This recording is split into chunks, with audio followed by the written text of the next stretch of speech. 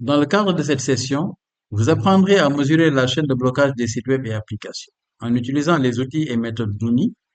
Comme mentionné plus haut, ONI est l'acronyme d'Observatoire ouvert des interférences de réseau, un projet de logiciel libre qui a débuté en 2012 dans le but de permettre au public mondial de mesurer indépendamment la censure de l'Internet dans le monde entier. À cette fin, nous avons développé des outils libres d'utilisation que vous pouvez utiliser pour mesurer la censure sur Internet dans votre pays. Et nous avons configuré le système de manière à ce que les résultats des tests soient automatiquement publiés. Le but de publier automatiquement les résultats des tests des utilisateurs d'ONI du monde entier est que nous pouvons augmenter la transparence de la censure d'Internet afin de permettre aux chercheurs de vérifier les résultats de manière indépendante, mais aussi pour fournir des données pouvant servir de preuve de la censure d'Internet et qui peuvent être utiles aux défenseurs des droits de l'homme qui souhaitent contester les fermetures des médias sociaux et d'autres formes de censure sur Internet dans le monde. Et donc, avant de vous présenter en détail comment vous pouvez utiliser Uniprop, je voudrais d'abord présenter quelques cas d'études afin d'aider à contextualiser un peu tout ça. Comme vous pouvez le voir ici, j'ai un graphique sur un cas du Burundi qui a organisé des élections générales au début de cette année et le 20 mai 2020, jour de l'élection, nous avons constaté que l'accès à plusieurs sites de médias sociaux a été bloqué.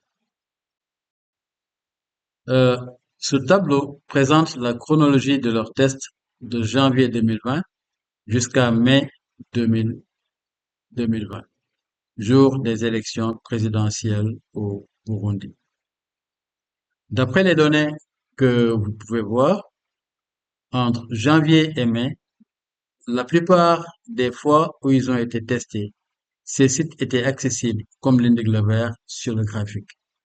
Les données montrent que ces sites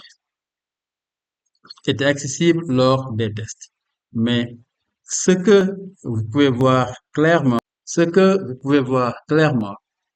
c'est que le 20 mai, jour de l'élection générale, l'accès à tous ces sites a été bloqué. Et en fait, ce que vous pouvez aussi voir, c'est que les données montrent que ces sites web ont été bloqués vraisemblablement de la même façon, puisque toutes les mesures recueillies ce jour-là pour tous ces sites des médias sociaux présentent les mêmes échecs HTTP. Si vous ne voyez rien de vert ou de rouge dans le graphique, cela signifie une absence de données et la nécessité de tests continus afin de pouvoir évaluer la censure dans le temps.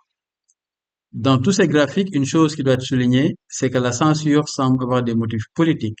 car bien que ces sites étaient accessibles juste avant, ils sont tous devenus soudainement inaccessibles le jour de l'élection au Burundi.